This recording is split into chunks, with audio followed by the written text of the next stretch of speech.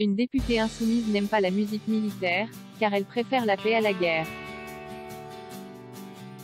Mais que faire quand on nous déclare la guerre? À qui faire appel pour nous défendre? Marchons, marchons.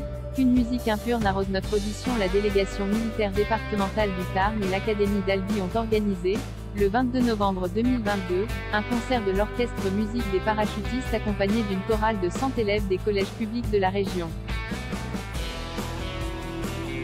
Cette opération, qui met en pratique le slogan de l'inclusion et du vivre ensemble, eût dû, logiquement, recueillir les félicitations de la classe politique, toutes tendances confondues.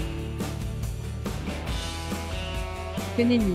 Madame Karen Hérody, députée insoumise, y a trouvé une occasion d'exister enfin, conjuguant le verbe en LFiste dans le texte, détruire, dit-elle, qui n'a rien à voir avec Duras, et tout avec le Moravia du mépris.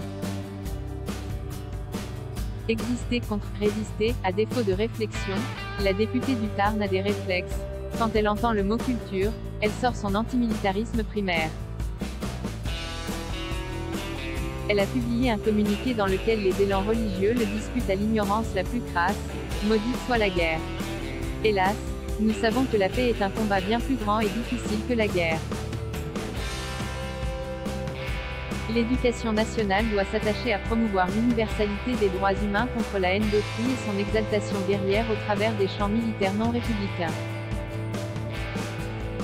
Crochet ouvrant, crochet fermant. Je dénonce avec la plus grande fermeté l'organisation du concert de l'orchestre d'harmonie musique des parachutistes avec les chorales d'élèves collégiens du Tarn. Évitons d'utiliser nos enfants pour chanter les louanges de Napoléon et de la guerre. Elle aurait pu demander le programme. Un slogan est fait pour frapper, pas pour expliquer. Cela tombe bien, car Madame Hérody espère convaincre que la paix fait plus mal que la guerre, sans donner d'explication sur la façon de réagir, lorsque l'ennemi vous la déclare. En 1939, elle aurait applaudi à Munich et se serait jetée dans le difficile combat de la collaboration. Ajoutons qu'elle aurait pu aussi maudire la maladie et la mort. Cela ne mange pas plus de pain et cela l'aurait rendu agréable, à défaut d'utile. Enfin, achevons-la en suggérant que si elle avait consulté le programme, ça lui aurait évité le ridicule, et à nous, le spectacle de sa mauvaise foi. En effet, en première partie de ce concert, ont été interprétées des musiques de films, Indiana Jones et Harry Potter, entre autres, qui promeuvent l'exploration colonialiste, et la magie belliqueuse, mais pas le wokisme. En deuxième partie, l'orchestre et les chœurs ont offert au public des œuvres classiques, Faust Gounod et Carmen Bizet. Quant à l'Ode à la joie de Beethoven, que les chorales ont chanté avant la Marseillaise, on croit se rappeler que l'Union européenne en a fait son hymne.